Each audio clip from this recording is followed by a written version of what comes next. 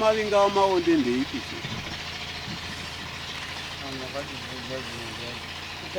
vauya kujudgment mushure menyaya yavo saka muraswera judgment mungadai mangoona allright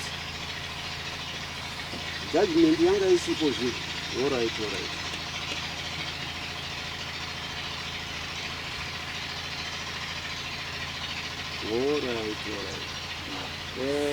bvute rino rakati varege kuvakira guva ivo vakanovakira guva zvisina tendero yacho. Saka judgment iri kumba ndafunga kuti imimi zvamauya manga muine nyaya yenyu yekushoropodza Ishe. Handizi Ishe makamuisa kumanika post mukati ari kutengwa ari kudai ikazoona mumapepa.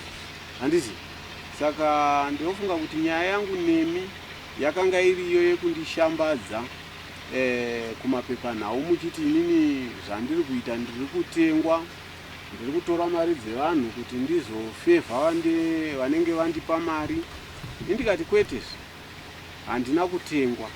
Handizi ndinongofamba mafambiro angu. Handizi saka ndakazoona imwe audio futi ichifamba pakati pedu ichivandudza futi kutaura. Saka upenyu hwangu navamaonde huri kunoita sekuti tiri kunokwesherana somehow. Handizi chinova chinhu chandisingadi.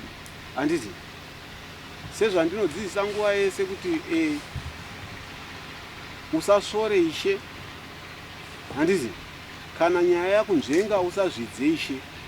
Uyezve kana munhu atadza, ini sashe handifanirwi kukuvenga maonde, kukuvenga kuti no munhu uyu ndongofanirwa kungovenga chinhu chawakanganisa.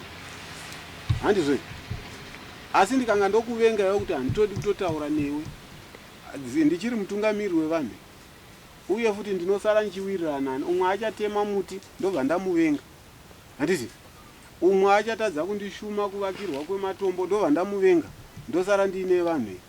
Saka ndinongovenga zvakaipa zvavanenge vachiita vanhu vava, asi maonde achingosara ari maonde, makoni achingosara ari makoni, tichifamba sekudaro.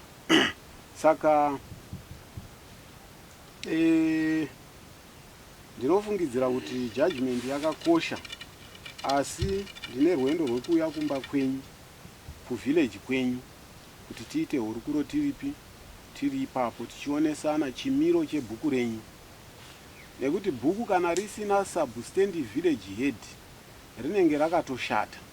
Asi inini sekuti ndaa ndichikuvimbai ndichikuonai sasabhuku, zvese zvaifamba zvakanaka, tanga tichikudzana, zvese manga muchiita zvinhu nenguva.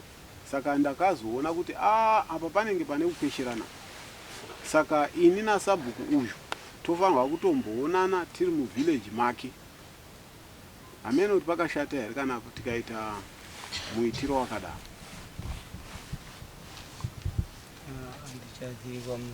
Ndiri kuti hamene kuti pakashata here, ini ndogona kunge zvakandinakira ndati imimi hamene kuti pakashata here, kuonesana. Hapana chakashata. Hapana chakashata. Alright, saka mungati darini? Kune kwautombodzokera kuvanhu tozivirirana kuti totidii. Alright, saka aiwa pakanaka wamaonde.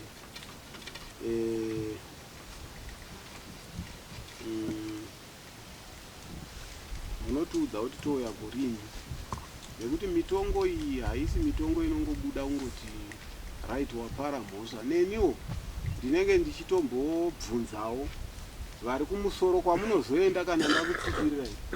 Ndikakupai mutongo hamumbozoswederi ikoko, nekuti ndee ndakabvumirana nevari kumusoro kwangu. Mhosva iyi muregerere. Handizi mhosva iyi itambudzi mbiri, mhosva iyi inoda kudai. Handizi saka dare rinobata neuchenjeri hukurusa. Handizi nekuti rinobata nevakuru vangu ndobata navo. Ndine nyaya yakati inoda kudii. Saka vane nhamo vese vanozobva pano vachiti taakuita appeal, nekuti vanoita appeal kumusoro kunova iko kwakabva judgment. Iwe ndokwava kudini? kwavakuenda, handiti. Saka muchiona zvichiita inge kuti zviri kunonoka, zviri kudini, mungafungidzira kuti zvikada mutongo unoya wakaoma. Kwete, zvikada unotongo uya uri wekuti ngasazozviite, handizve. Ndikamhanya ndogona kuti ndoda makwai 3, handiti. Iwobva waita appeal, waenda kunoita appeal, zobva zvanonzi aiwa mhosva yako haienderani nemakwai 3 awanga wakaudzwa, handiti.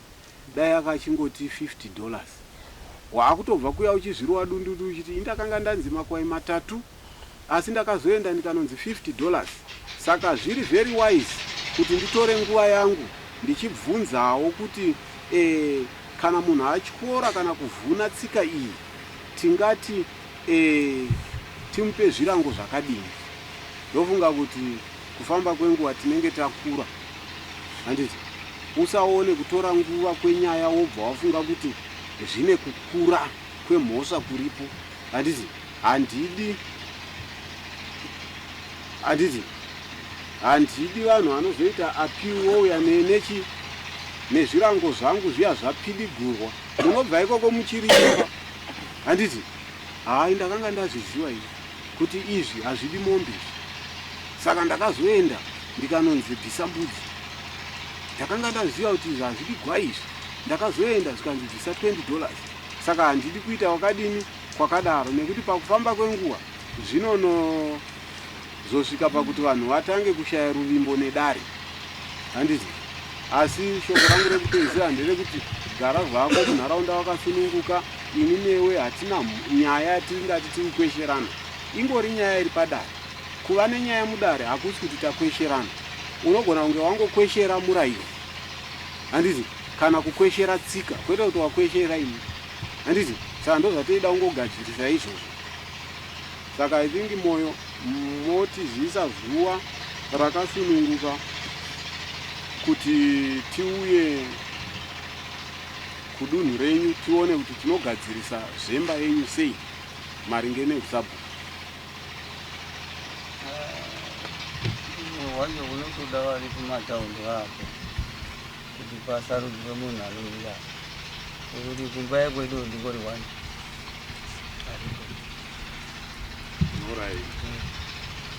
Saka zvee zvida wese wemba yamaonde acho varipo, wakaomba mukuru wakaomba mini vese vaungana. Alright, nyaya yenyu hayo munogona kusimuka nekuti haisi nyaya yakanyanyodini yakanyanyokura. Inyaya yekutoti ndedzimwe dzenyaya dzekuti nyangwe pakati pemasoja munogona kuti gogoi tinogona kukurukura zvizhinji tichiswatura zvizhinji. Hameno munondibata zvakanaka. Munogona kuuya muchitsvaka kuti munobatsirika sei kuti zvidini zvifambe zvakanaka. Asi nyaya yenyu tinenge tisingatarisiri kuti masvika sekusvika kwamaita moswera muri musango kuti ndine nyaya ichazoda kudini.